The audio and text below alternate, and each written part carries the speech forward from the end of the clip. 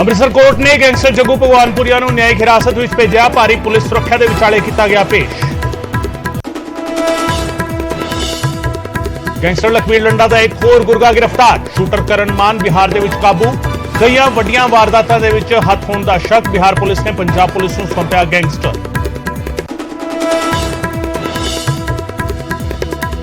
ਸਰਹੱਦ ਨੇੜੇ ਨਾਪਾਕ ਸਾਜ਼ਿਸ਼ ਦਾ ਪਰਦਾਫਾਸ਼। ਫਿਰੋਜ਼ਪੁਰ ਦੇ ਖੇਤਾਂ 'ਚੋਂ ਬਰਾਮਦ ਹੋਈ AK-47। ਪਾਕਿਸਤਾਨ ਤੋਂ ਡਰੋਨ ਦੇ ਜ਼ਰੀਏ ਹਥਿਆਰ ਸੁੱਟੇ ਜਾਣ ਦਾ ਸ਼ੱਕ।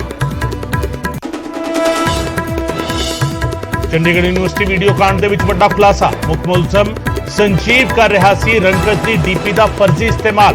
ਕੁੜੀ ਨੂੰ ਬਲੈਕਮੇਲ ਕਰ ਮੰਗਵਾ ਰਿਹਾ ਸੀ ਵੀਡੀਓਜ਼। ਰਾਜੋਆਣਾ ਦੀ ਰਹਿਮ ਦੀ ਪਟੀਸ਼ਨ ਨੂੰ ਲੈ ਕੇ ਸੁਪਰੀਮ ਕੋਰਟ ਦਾ ਕੇਂਦਰ ਨੂੰ ਆਦੇਸ਼।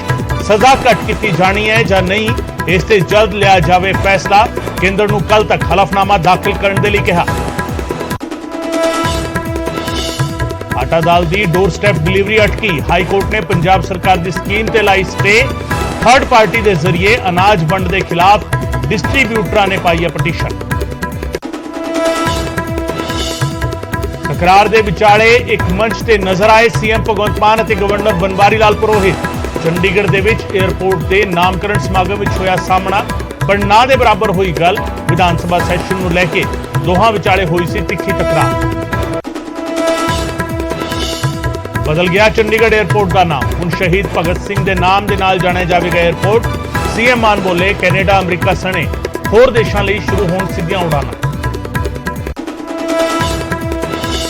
ਖਟਕੜ ਕਲਾ ਪਹੁੰਚ ਕੇ CM ਭਗਵੰਤ ਮਾਨ ਨੇ ਸ਼ਹੀਦ ਆਜ਼ਮ ਨੂੰ ਕੀਤਾ ਨਮਨ।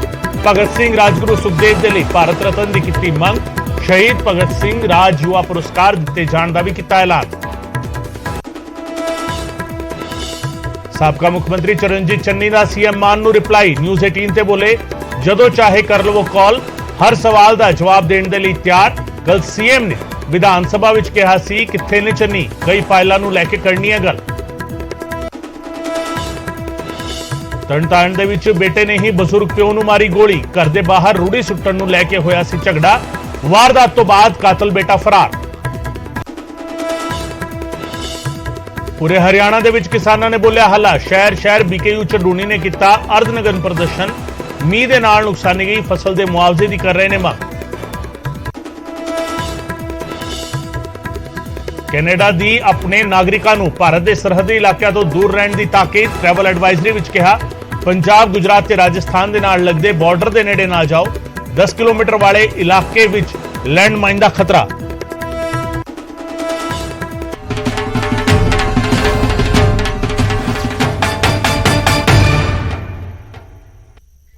ਨਿਊਜ਼ 18 ਪੰਜਾਬ ਹਰਿਆਣਾ ਵੇਖ ਰਹੇ ਦਰਸ਼ਕਾਂ ਦਾ ਸਵਾਗਤ ਹੈ। ਮੈਂ ਹਾਂ ਗਗਨਦੀਪ ਚੌਹਾਨ।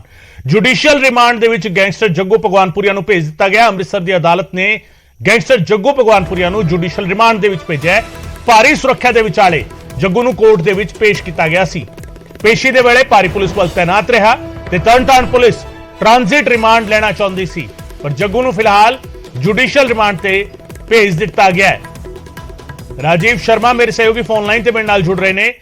ਰਾਜੀਵ, ਜੱਗੂ ਭਗਵਾਨਪੁਰੀਆ ਦੀ ਪੇਸ਼ੀ ਔਰ ਜਿਸ ਤਰੀਕੇ ਦੇ ਸੁਰੱਖਿਆ ਇੰਤਜ਼ਾਮ ਸੀਗੇ, ਤੁਸੀਂ ਲਗਾਤਾਰ ਤਸਵੀਰਾਂ ਵੀ ਦਿਖਾਈਆਂ, ਹੁਣ ਜੁਡੀਸ਼ੀਅਲ ਰਿਮਾਂਡ ਤੇ ਉਸ ਨੂੰ ਭੇਜ ਦਿੱਤਾ ਗਿਆ, ਕੀ ਜਾਣਕਾਰੀ ਮਿਲ ਪਾ ਰਹੀ? जी बिल्कुल गगन, जो अमृतसर पुलिस है वो एक डॉक्टर की फिरौती मंगण के मामले दे विच पुलिस ने उसनू जो है पुलिस रिमांड दे उत्ते लिया सी और 8 दिन का रिमांड अमृतसर की जिला अदालत ने दिता जो कि अज खत्म होया। और उस रिमांड के खत्म होने तो बाद पुलिस वालों अज मुड़ तो उसनू जो है अदालत दे विच पेश किया गया और अदालत दे विच पेश करन दे नाल जो तरनताਰਨ पुलिस है वो भी उसका जो है ट्रांजिट रिमांड लैण दे लई पहुंची हुई सी, पर पुलिस ने ट्रांजिट रिमांड देण दी बजाय जो है उसनू जुडिशियल कस्टडी दे विच भेजण दा फैसला जिहड़ा सुनाया। तो हुण जग्गू नूं जो है वो न्यायिक हिरासत दे विच भेज दिता गया। उस तो बाद हो सकदा कि तरनताਰਨ पुलिस जो है प्रोडक्शन वारंट ते लैके उसदे कोलों जिहड़े मामले दे विच पुछगिछ करना चाहुंदी है वो कर सकदी है। पर फिलहाल अज दी जिहड़ी पेशी सी उसदे कुछ ही असीं कह सकदे कि मिनटां दी इह पेशी सी। वड्डे लाम लश्कर दे नाल पुलिस उत्ते पहुंचदी है और काफी वड्डी तादाद दे विच जिहड़े पुलिस दे जवान उत्थे तैनात सी और उन्हां दी तैनाती दौरान उसनूं अदालत दे विच पेश किया जाता है और उस तो बाद अदालत वालों उसनूं जो है वो न्यायिक हिरासत दे विच जो भेजण दा फैसला सुनाया जाता है। जी बिल्कुल बिल्कुल, न्यायिक हिरासत दे विच भेजण दा फैसला अदालत ने सुनाया है। राजीव, की जानकारी मिल पाई है तरनताਰਨ पुलिस किहड़े मामले विच लैण लई आई सी जग्गू भगवानपुरीया नूं? देखो, जिੱਥੋਂ तक ਤਰਨਤਾਰਨ ਪੁਲਿਸ ਦਾ ਜੋ ਸਵਾਲ ਹੈ ਤਾਂ 2016 ਜਾਂ 17 ਦੇ ਵਿੱਚ ਇੱਕ ਗੈਂਗਵਾਰ ਹੋਈ ਸੀ ਤਰਨਤਾਰਨ ਦੇ ਵਿੱਚ, ਔਰ ਇੱਥੇ ਬੰਬੀਹਾ ਗੈਂਗ ਦੇ ਵਿਚਾਲੇ ਜਿਹੜੀ ਗੈਂਗਵਾਰ ਹੋਈ ਸੀ ਉਸ ਮਾਮਲੇ ਦੇ ਵਿੱਚ ਕਿਹਾ ਜਾ ਰਿਹਾ। ਉਸ ਤੋਂ ਇਲਾਵਾ ਕਈ ਹੋਰ ਐਸੇ ਐਕਸਟੋਰਸ਼ਨ ਦੇ ਮਾਮਲੇ ਨੇ, ਜਾਂ ਫਿਰ ਦੂਸਰੇ ਪਾਸੇ ਜੇਕਰ ਅਸੀਂ, ਕਿਉਂਕਿ ਸਰਹੱਦੀ ਖੇਤਰ ਦੇ ਵਿੱਚ ਜਦੋਂ ਵੀ ਕੋਈ ਐਸੀ ਵਾਰਦਾਤ ਹੁੰਦੀ ਹੈ, ਭਾਵੇਂ ਉਹ ਫਿਰੌਤੀ ਦੀ ਵਾਰਦਾਤ ਹੋਵੇ, ਲੁੱਟ ਖੋਹ ਦੀ ਵਾਰਦਾਤ, ਉਸ ਦੇ ਵਿੱਚ ਇਹ ਗੱਲ ਸਾਹਮਣੇ ਆਉਂਦੀ ਹੈ ਕਿ ਸਰਹੱਦ ਪਾਰ ਤੋਂ ਜਿਹੜੇ ਹਥਿਆਰ ਨੇ ਉਹ ਕਿਤੇ ਨਾ ਕਿਤੇ ਉਸ ਦੇ ਵਿੱਚ ਉਹਨਾਂ ਦੀ ਵਰਤੋਂ ਕੀਤੀ ਗਈ ਹੈ। ਔਰ ਜੱਗੂ ਭਗਵਾਨਪੁਰੀਆ ਤੇ ਪਹਿਲਾਂ ਤੋਂ ਵੀ ਇਹ ਇਲਜ਼ਾਮ ਲੱਗਦੇ ਰਹੇ ਨੇ ਕਿ ਜੇਲ੍ਹ ਦੇ ਵਿੱਚ ਬੈਠ ਕੇ ਉਸ ਵੱਲੋਂ ਆਪਣਾ ਜਿਹੜਾ ਪੂਰਾ ਨੈਟਵਰਕ ਹੈ ਉਹ ਚਲਾਇਆ ਜਾਂਦਾ ਰਿਹਾ। ਤਾਂ ਕਈ ਐਸੇ ਮਾਮਲੇ ਨੇ, ਹਾਲਾਂਕਿ ਪੁਲਿਸ ਦਾ ਕਹਿਣਾ ਸੀ ਕਿ ਇਹ ਸਾਡੀ ਜਿਹੜੀ ਜਾਂਚ ਦਾ ਵਿਸ਼ਾ, ਇਸ ਕਰਕੇ ਅਸੀਂ ਇਹ ਤਾਂ ਨਹੀਂ ਦੱਸਾਂਗੇ, ਪਰ ਤਰਨਤਾਰਨ ਪੁਲਿਸ ਦਾ ਉੱਥੋਂ ਜੋ ਹੈ ਉਹਨੂੰ ਬੈਰੰਗ ਉੱਥੋਂ ਵਾਪਸ ਜਾਣਾ ਪਿਆ, ਕਿਉਂਕਿ ਅਦਾਲਤ ਵੱਲੋਂ ਜਿਹੜਾ ਟ੍ਰਾਂਜ਼ਿਟ ਰਿਮਾਂਡ ਉਹ ਤਰਨਤਾਰਨ ਪੁਲਿਸ ਨੂੰ ਦਿੱਤਾ ਹੀ ਨਹੀਂ ਗਿਆ। ਹਾਲਾਂਕਿ ਇਸ ਦੇ ਵਿੱਚ ਕੋਈ ਤਕਨੀਕੀ ਪਹਿਲੂ ਦੀ ਗੱਲ ਕਹੀ ਜਾ ਰਹੀ ਹੈ, ਪਰ ਫਿਲਹਾਲ ਜੱਗੂ ਭਗਵਾਨਪੁਰੀ ਰਿਮਾਂਡ ਨਹੀਂ ਮਿਲਿਆ। ਬਹੁਤ ਬਹੁਤ ਸ਼ੁਕਰੀਆ ਰਾਜੀਵ ਇਸ तमाम ਜਾਣਕਾਰੀ ਦੇ ਲਈ। ਰਾਜੀਵ ਸ਼ਰਮਾ ਮੇਰੇ ਸਹਿਯੋਗੀ ਜਾਣਕਾਰੀ ਦੇ ਰਹੇ ਸਨ। ਅੰਮ੍ਰਿਤਸਰ ਦੇ ਵਿੱਚ ਜੱਗੂ ਭਗਵਾਨਪੁਰੀਆ ਦੀ ਪੇਸ਼ੀ ਸੀ ਤੇ ਇਸ ਵੇਲੇ ਸਿੱਧਾ ਤੁਹਾਨੂੰ ਦਿੱਲੀ ਲੈ ਕੇ ਚੱਲਦੇ ਆ। ਕੇਂਦਰੀ ਮੰਤਰੀ ਅਨੁਰਾਗ ਠਾਕੁਰ ਇਸ ਵੇਲੇ ਬਰੀਫ ਕਰ ਰਹੇ ਨੇ ਕੇਂਦਰੀ ਕੈਬਨਿਟ ਮੀਟਿੰਗ ਤੋਂ ਬਾਅਦ। ਸਿੱਧਾ ਤੁਹਾਨੂੰ ਪ੍ਰੈਸ ਕਾਨਫਰੰਸ ਲੈ ਕੇ ਚੱਲਦੇ ਆ। 122 लाख मीट्रिक टन खाद्यान्न देश भर के 80 करोड़ से ज़्यादा गरीबों को मिलेगा, जिस पर लगभग 44,762 करोड़ रुपया खर्च आएगा। पहले से लेकर छठे चरण तक 3,45,000 करोड़ रुपया अब तक इस पर खर्च किया जा चुका है। I'll come back, I'll speak in detail later on. पहले से छठे चरण तक 3,45,000 करोड़ रुपया अब तक इस पे व्यय हुआ है, अनुमानित जो सब्सिडी मिली है। और सातवें चरण में 122 लाख मीट्रिक टन खाद्यान्न 80 करोड़ से ज्यादा जरूरतमंद गरीबों को मिलने वाला है, और कुल मिलाकर लगभग 3,91,000 करोड़ रुपया इसके ऊपर खर्च आएगा अब तक। दूसरा विषय सरकारी कर्मचारियों से लेकर है, पेंशन धारकों से लेकर है। मंत्रिमंडल ने 1 जुलाई 2022 से देय केंद्र सरकार के कर्मचारियों और पेंशन भोगियों को 4% की दर से महंगाई भत्ते और महंगाई राहत की अतिरिक्त किश्त जारी करने की मंजूरी दी है। सालाना 12,852 करोड़ रुपए का बोझ सरकारी खजाने पर पड़ेगा, और 8 महीने के लिए, जो अभी हम जुलाई 2022 से फरवरी 2023 तक देखें तो 8,568 करोड़ रुपए का बोझ वित्तीय वर्ष 2022-23 में पड़ेगा। लेकिन इससे लाखों ऐसे सरकारी कर्मचारी और जो पेंशन धारक हैं उनको लाभ मिलेगा। तीसरा निर्णय प्रधानमंत्री जी का जैसे मानना है कि रेलवे का कायाकल्प में रेलवे स्टेशन के विकास का महत्वपूर्ण स्थान हो, और स्टेशन डेवलपमेंट को लेकर आज महत्वपूर्ण निर्णय लिया गया है। और ये भी 3 ऐसे बड़े रेलवे स्टेशन, नई दिल्ली का हो जो देश की राजधानी है, या छत्रपति शिवाजी महाराज टर्मिनस मुंबई हो, या अहमदाबाद रेलवे स्टेशन हो, इनके रीडेवलपमेंट के लिए 10,000 करोड़ रुपए का निवेश को मंजूरी दी है, जिसके विस्तार में आदरणीय रेल मंत्री अश्विनी वैष्णव जी आपको विस्तार में बताएंगे। लेकिन मैं एक एक करके आपको पहले निर्णय से दूसरे निर्णय तक बताना चाहूंगा कि मित्रों, प्रधानमंत्री पद की शपथ लेने के बाद मोदी जी ने कहा भी था कि उनकी सरकार वंचित, पीड़ित, शोषित, गरीब, मजदूर, महिलाओं के लिए समर्पित होगी। और उसका एक बहुत बड़ा उदाहरण हम सबको कोविड-19 महामारी के समय देखने को मिलता है। देश और दुनिया के सामने बहुत बड़ी मुसीबत थी। उस समय जहां प्रधानमंत्री जी ने देश को नेतृत्व भी दिया, जहां एक और वैक्सीन बनाकर 200 करोड़ वैक्सीन मुफ्त में लगाने का काम किया, वहीं सबसे पहला निर्णय भारत सरकार का क्या था? प्रधानमंत्री गरीब कल्याण अन्न योजना। और ये गरीब कल्याण अन्न योजना अप्रैल 2020 से चली, और 25 महीने तक देश के 80 करोड़ से ज्यादा गरीबों को, जरूरतमंद परिवारों को अनाज देने का काम किया गया। और जितने उनके पात्रता पहले थी उनकी मात्रा को दुगना, यानी कि जब इसको एडिशन किया 5 किलो अनाज प्रति व्यक्ति प्रति माह 25 महीनों तक देने का काम किया। अब इसको विस्तार अगले 3 महीने यानी कि अक्टूबर से लेके दिसंबर 2022 तक किया गया है। इसमें अब तक कुल मिलाकर 3,45,000 करोड़ रुपए का खर्चा पहले से छठे चरण तक आया है और ये 7वां चरण जो अक्टूबर से दिसंबर 2022 तक का है, इस पर 44,762 करोड़ रुपए की अनुमानित सब्सिडी होगी, जो लगभग 122 लाख मीट्रिक टन खाद्यान्न देश के 80 करोड़ से ज्यादा गरीबों को मिलेगा। और ये त्योहार के सीजन में जरूरतमंद गरीब के चेहरे पर एक और मुस्कुराहट भी लाएगा। तो आपदा से अभी भी दुनिया इस महामारी से अभी बाहर निकली नहीं है। बहुत सारी ऐसे संकट देश और दुनिया भर के सप्लाई चेन में देखते भी हैं। तो ये उस दिशा में भी एक कदम है कि त्योहार के समय भी गरीब के साथ मोदी जी की सरकार लगातार खड़ी है।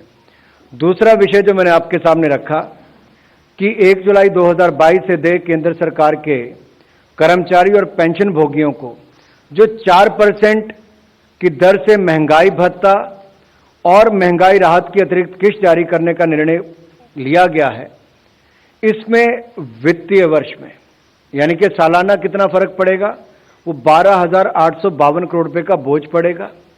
और अगले 8 महीनों में जुलाई 2022 से फरवरी 2023 तक 8,568 करोड़ रुपए का बोझ पड़ेगा। लेकिन इससे देश भर के सरकारी कर्मचारी और पेंशनधारियों को, पेंशन भोगियों को इससे लाभ मिलने वाला है। ये दोनों ही निर्णय त्योहार के समय भी है। और जो अगला बड़ा निर्णय जो रेलवे विभाग से जुड़ा है, मैं आदरणीय अश्विनी वैष्णव जी से अनुरोध करता हूं कि उसको विस्तार में आप सबके सामने रखें, जो प्रधानमंत्री जी की कल्पना है और जो रेलवे विभाग उसको पूरा करने जा रहा है। बहुत धन्यवाद।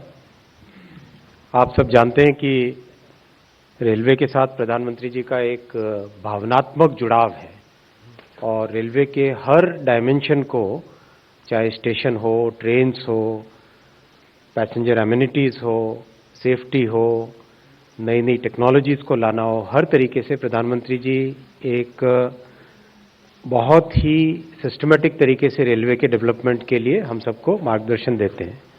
उसी कड़ी में रेलवे स्टेशंस के रीडेवलपमेंट का जो काम है, उसमें टोटल डिज़ाइन के जो एलिमेंट्स हैं कि कैसे डिज़ाइन होना चाहिए, किस तरह से सोचना चाहिए, इसके बारे में आज एक बहुत ही महत्वपूर्ण निर्णय लिया गया है। माननीय प्रधानमंत्री जी का केंद्रीय कैबिनेट का फैसला और 3 महीने तक फ्री राशन ਜਿਹੜਾ ਹੈਗਾ ਹਜੇ ਹੋਰ ਜਾਰੀ ਰਹੇਗਾ। ਸਕੀਮ ਜਿਹੜੀ ਹੈਗੀ ਉਹ ਜਾਰੀ ਰਹੇਗੀ। ਮੁਫਤ ਰਾਸ਼ਨ ਵੰਡਣ ਦੀ ਸਕੀਮ ਵਧਾਈ ਗਈ ਹੈ। अनुराग ठाकुर कह रहे थे कि त्योहारों के दौरान आम लोगों के नाल खड़ी हुई केंद्र सरकार नजर आ रही है और उसका एक उदाहरण है कि दिसंबर तक फ्री राशन लोगों को मिलता रहेगा। उस तो अलावा रेलवे मंत्री भी वैष्णव रेलवे मंत्री जिहड़े ने वो जानकारी दे रहे सन कि रेलवे नूं लैके किस तरीके दे तब्दीलियां कीतियां गईयां ने, कई अहम फैसले रेलवे ने भी किए गए ने, रेलवे वालों किए गए ने, तो उन्हां दे बारे जानकारी दे रहे सन केंद्रीय रेल मंत्री। इस तो पहला अनुराग ठाकुर ने जानकारी दी कि 3 महीने के लिए राशन की मुफ्त राशन की स्कीम जिहड़ा है वो बताई गई है। त्योहारी तोहफा उन्होंने इसनूं करार दिता है। केंद्र सरकार का त्योहारी तोहफा मुफ्त राशन स्कीम जिहड़ी है वो बताई दी है। 3 महीने के लिए इस स्कीम में वाधा किया गया। केंद्रीय कैबिनेट ने इस पर मोहर लाई है और दिसंबर तक फ्री राशन मिलता रहेगा। केंद्रीय कर्मचारियों का महंगाई भत्ता भी वधिया है। महंगाई भत्ते में 4% का वाधा किया गया है। 1 जुलाई 2022 तो यह महंगाई भत्ता यानी DA लागू मन्निया जाएगा।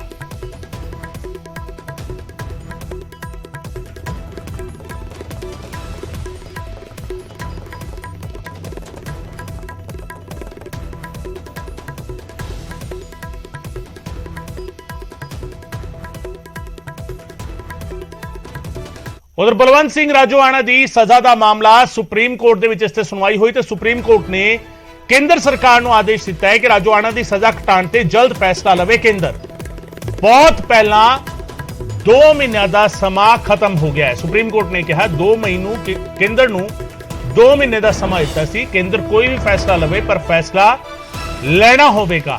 इस दे नाल ही कोर्ट ने सरकार को कल तक हलफनामा दाखिल करके स्टेटस रिपोर्ट सौंपने के लिए कहा। बेअंत सिंह कतलकांड ਰਾਜੋਆਣਾ ਦੋਸ਼ੀ ਹੈ। ਪਿਛਲੇ ਤਕਰੀਬਨ 26 ਸਾਲਾਂ ਤੋਂ ਜੇਲ੍ਹ ਦੇ ਵਿੱਚ ਬੰਦ ਹੈ ਰਾਜੋਆਣਾ ਤੇ ਹੁਣ ਜਿਹੜਾ ਹੈਗਾ ਮਾਮਲਾ ਸੁਪਰੀਮ ਕੋਰਟ ਦੇ ਵਿੱਚ ਰਾਜੋਆਣਾ ਦੀ ਸਜ਼ਾ ਦਾ ਮਾਮਲਾ, ਜਿਸ ਤੇ ਸੁਪਰੀਮ ਕੋਰਟ ਨੇ ਕੇਂਦਰ ਸਰਕਾਰ ਨੂੰ ਕੱਲ ਤੱਕ ਦਾ ਵਕਤ ਦਿੱਤਾ ਹੈ ਹਲਫਨਾਮਾ ਦਾਖਲ ਕਰਨ ਦੇ ਲਈ। ਨਾਲ ਹੀ ਇਹ ਕਿਹਾ ਹੈ ਕਿ 2 ਮਹੀਨੇ ਦੀ ਮਿਆਦ ਤਾਂ ਬਹੁਤ ਪਹਿਲਾਂ ਪੂਰੀ ਹੋ ਚੁੱਕੀ ਹੈ। ਮਈ ਦੇ ਵਿੱਚ ਇਹ ਮਿਆਦ ਦਿੱਤੀ ਗਈ ਸੀ 2 ਮਹੀਨੇ ਦੀ, ਜਿਹੜੀ ਪਹਿਲਾਂ ਹੀ ਪੂਰੀ ਹੋ ਚੁੱਕੀ ਹੈ। ਹੁਣ ਕੱਲ ਤੱਕ ਹਲਫਨਾਮਾ ਦਾਖਲ ਕਰੇ ਔਰ ਇਹ ਤੈਅ ਕਰਨਾ ਹੋਏਗਾ ਕੇਂਦਰ ਸਰਕਾਰ ਨੂੰ ਕਿ ਫੈਸਲਾ ਤਾਂ ਲੈਣਾ ਹੀ ਹੋਏਗਾ।